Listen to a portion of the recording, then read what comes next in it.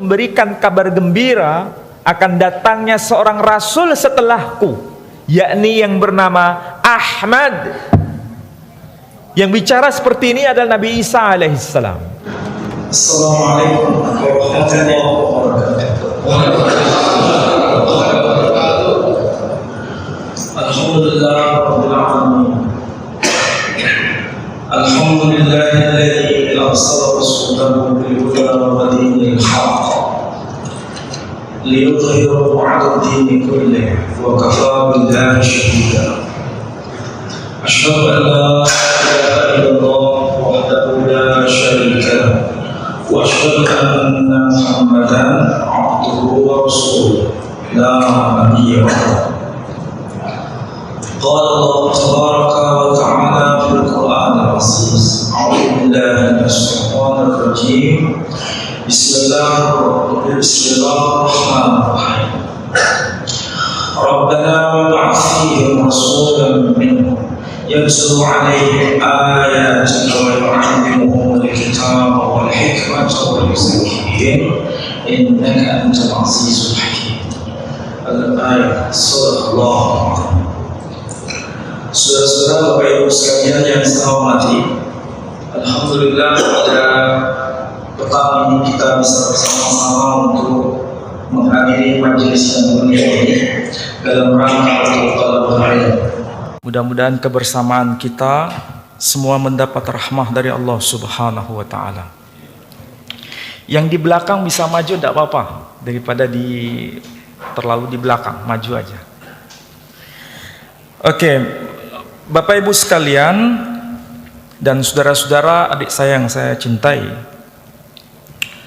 Tadi saya bacakan ayat yang termaktub dalam surah Al-Baqarah, surah yang kedua, ayat yang ke-129. Surah Al-Baqarah ayat 129 itu merupakan ayat kunci bagaimana kita memahami dua kalimat syahadat, khususnya syahadat yang kedua. Karena kalau bicara mengenai syahadatain, ada dua pilar utama. Yang pertama, syahadah tauhid.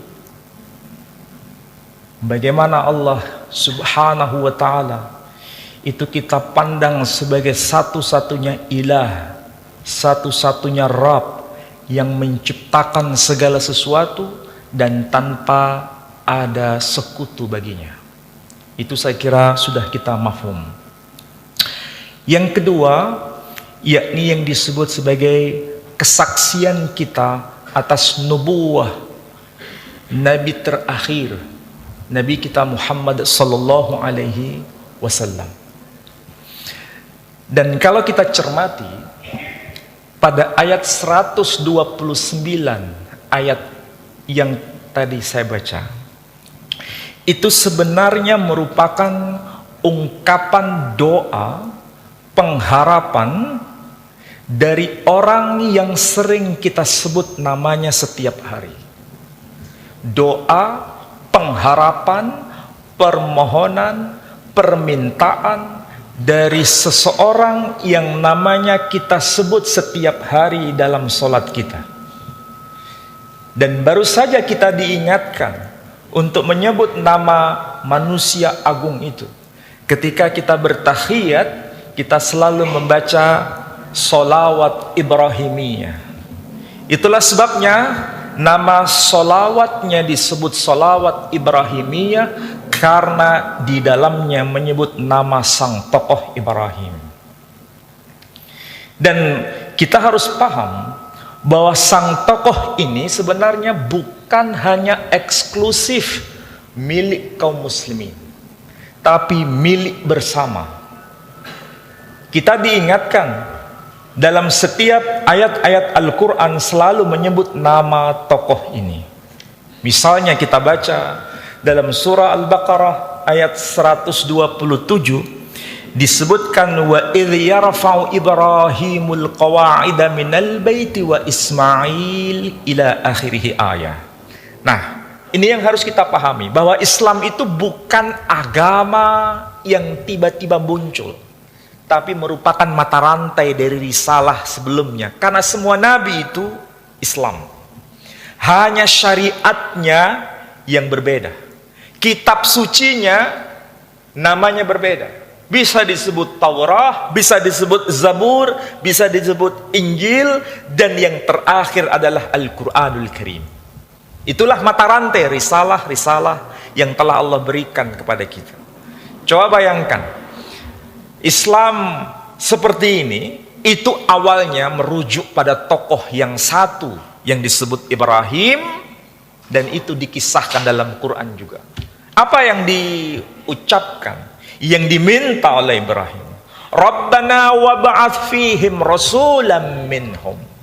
Wahai ya Rabb, utuslah di antara mereka seorang rasul dari kalangan mereka sendiri. Rasul. Coba perhatikan itu ayat Quran. Kita sering baca Quran, sering mentadabbur Al-Quran, tapi seringkali kita tidak teliti. Maksudnya apa? Kenapa Ibrahim alaihissalam menggunakan kata kunci Rasulah? Kenapa tidak menggunakan kata kunci Nabi? Ini penting. Yang kedua, itu merujuk pada satu orang, satu tokoh, satu pribadi yang dimaksud. Bukan banyak Rasul. Seakan-akan kita diberikan informasi bahwa Ibrahim itu sebenarnya paham siapa yang dimaksud Rasulah pada ucapan ayat 129 itu. Ibrahim paham. Ibrahim alaihissalam sangat paham siapa ini pribadi yang dimaksud Rasul pada ayat 129 itu. Tapi beliau sangat begitu luar biasa akhlaknya. Enggan menyebut sang nama, tapi beliau sudah paham. Tapi yang dia tidak tahu, nanti Rasul ini datang pada masa depan, itu melalui benihnya siapa? Itu yang dia minta. Itu yang dia minta. Pertanyaannya sekarang, apakah doa Ibrahim itu dikabulkan atau ditolak oleh Allah Subhanahu wa taala? Jawabannya diterima. Tapi diterimanya itu apakah saat dia berdoa langsung diterima, dijawab oleh Allah Subhanahu wa taala? Tidak. Jawabannya menunggu generasi per generasi. Bukan 2 generasi. Bisa 3 generasi dan seterusnya. Tapi Nabi Shallallahu Alaihi Wasallam membenarkan bahwa dirinya itu adalah benih dari Ibrahim, keturunan dari Ibrahim. Bahkan Nabi Shallallahu Alaihi Wasallam berkata, "Ana da'watu abi Ibrahim." Aku ini adalah doa yang dulu diminta oleh datukku yang bernama Ibrahim. Padahal coba bayangkan, antara Nabi kita Shallallahu Alaihi Wasallam dengan Ibrahim Alaihissalam berapa generasi dan berapa zaman jaraknya. Kalau kita membaca Tarikh At-Tabari, ada nasabnya yang sampai pada puncak antara Nabi kita Shallallahu Alaihi Wasallam sampai kepada Ibrahim. Disebutkan Muhammad Shallallahu Alaihi Wasallam itu putra Abdullah bin Abdul Muttalib bin Hashim bin Abdi Manaf bin Qusay bin Kilab bin Murrah bin Ka'ab bin Lu'ay bin Ghalib ibn Fikhr alias Quraisy, bin Malik bin Nadr bin Kinanah bin Khuzaimah bin Mudrikah bin Ilyas bin Mudar bin Nizar bin Ma'ad bin Adnan bin Udad bin Zaid bin Yaqdir bin Yaqdum bin Hamasa bin Nabat bin Khidar bin Ismail.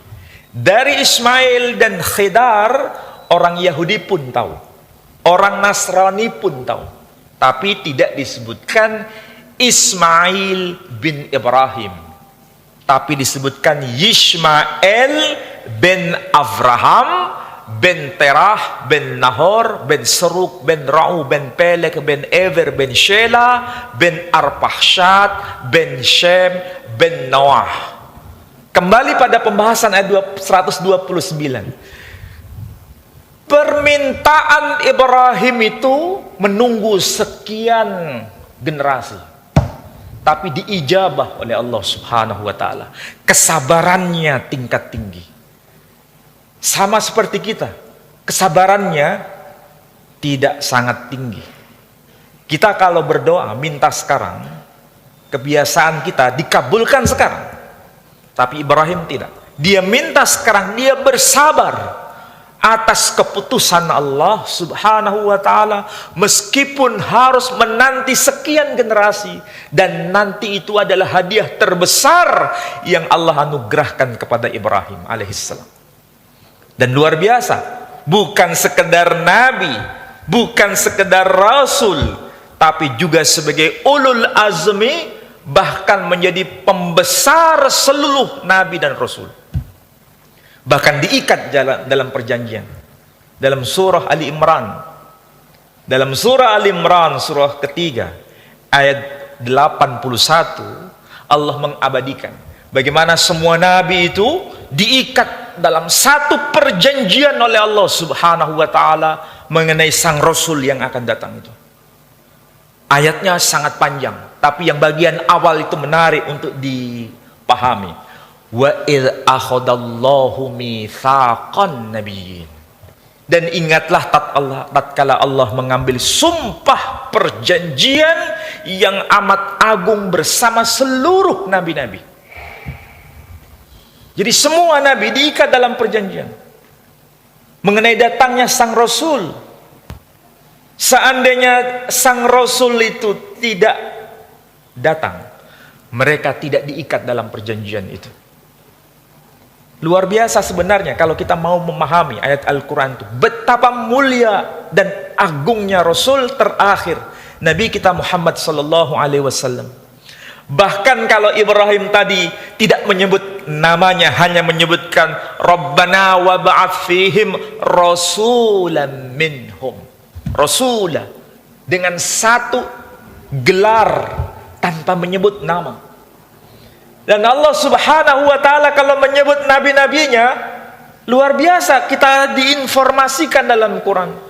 Allah berkata, "Ya Adam uskun anta wa zaujukal jannah." Wahai Adam, tinggallah engkau di surga bersama pasanganmu.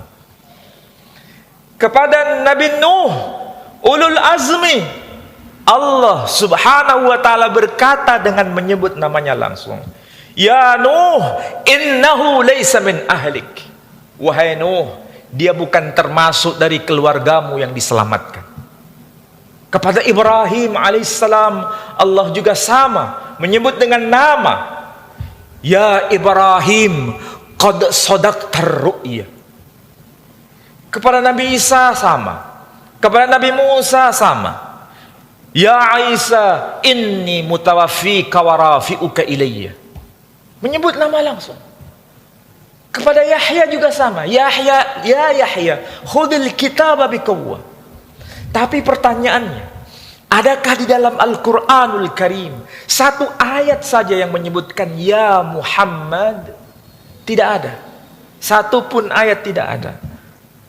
Allah hanya berkata, ya ayyuhar rasul balligh ma unzila ilaika min rabbik. Wahai sang Rasul, tidak menyebut nama langsung. Betapa tinggi teladan yang Allah sampaikan kepada kita. Dia yang menciptakan segala sesuatu, dia yang telah menciptakan makhluknya, siapapun dia. Tapi Allah Subhanahu wa taala memperlakukan hamba pilihannya dengan cara yang luar biasa. Cukup hanya menyebut ya ayyuhar rasul. Sementara kepada yang lain, ya Adam, ya Nuh, ya Ibrahim, ya Yahya, ya Isa, ya Musa, ya Zakaria. Sementara kepada khataman nabiyyin Muhammad sallallahu alaihi wasallam, Allah hanya berkata ya ayyuhar rasul atau ya ayyuhan nabi. Betapa agung posisi Nabi kita sallallahu alaihi wasallam. Maka tidak salah bila kita pasti mendengar apa yang dulu disampaikan Nabi Musa alaihissalam. Musa alaihissalam bukan sekedar nabi, rasul, Rasul teragung di antara Bani Israel, bahkan menduduki posisi sebagai ulul azmi. Tapi dia minta, dia memohon kepada Tuhannya untuk bisa menjadi bagian dari ummah Nabi Muhammad sallallahu alaihi wasallam. Tapi Allah tidak mengabulkan. Allah tidak mengabulkan. Kita ini bukan nabi, bukan rasul, bukan siapa-siapa, tapi kita diberikan anugerah cuma-cuma menjadi bagian dari ummah Nabi Muhammad sallallahu alaihi wasallam. Maka ini bukan sekedar hadiah biasa. Ini hadiah luar biasa. Nabi Musa alaihissalam ingin seperti kita menjadi bagian dari ummah Nabi Muhammad sallallahu alaihi wasallam. Maka jangan sia-siakan hadiah besar ini. Hadiah besar ini luar biasa. Baik, mudah-mudahan apa yang saya sampaikan dimanfaat bagi Bapak Ibu sekalian, menata cara beragama kita ini dengan cara yang baik, tidak merasa paling ini, tidak merasa paling itu. Dan itu akan membuat jiwa kita tenang. Akan membuat jiwa kita tenang. Saya akhiri dengan doa penutup majelis. Subhanakallahumma wa bihamdika asyhadu an la ilaha illa anta astaghfiruka wa atubu ilaik. Assalamualaikum warahmatullahi wabarakatuh.